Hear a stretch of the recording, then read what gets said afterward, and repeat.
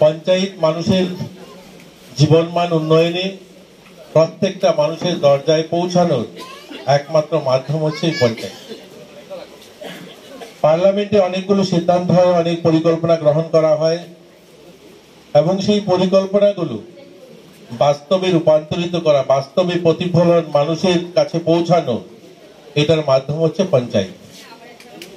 আমরা সকলে জানি, আমি রাজ্যসভার মন্ত্রিমণ্ডলের একজন সদস্য। আমরাও যেগুলো সিদ্ধান্ত করি, এই সিদ্ধান্তগুলো বাস্তবে মানুষের কাছে পৌঁছানো, গরিবদের কাছে পৌঁছানো, সমাজের অন্তিম ব্যক্তি পর্যন্ত পৌঁছানো, যার মাধ্যম হচ্ছে এই পঞ্চায়েত। ত্রিস্তরীয় পঞ্চায়েত নির্বাচন চলছে, জেলা পরিষদে নির্বাচন হয়েছে, পঞ্চায়েত সমিতিতে নির্বাচন হয়েছে, পঞ্চায়েতে নির্বাচন হয়েছে। এই যতগুলো স্তরে নির্বাচন হলো, তার মধ্যে অন্যতম নির্বাচন যেটা, এটা হচ্ছে পঞ্চায়েতের নির্বাচন। কারণ পঞ্চায়েতে একমাত্র জায়গা যেখানে মানুষের কাছে পৌঁছানোর মাধ্যম।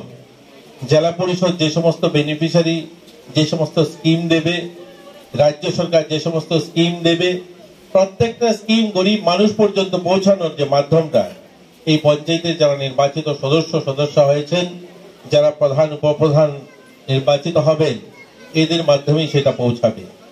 তো আমি ব্যক্তিগতভাবে তাদের কাছে প্রত্যাশা করি, তাদের কাছে আশা করছি, আগামী 5 বছর আমরা আমাদের এই হালাইপাড় এলাকার গ্রামীণ মানুষের জীবনমান উন্নয়নে, তাদের কল্যাণে আমাদের এই পঞ্চায়েত কাজ করবে।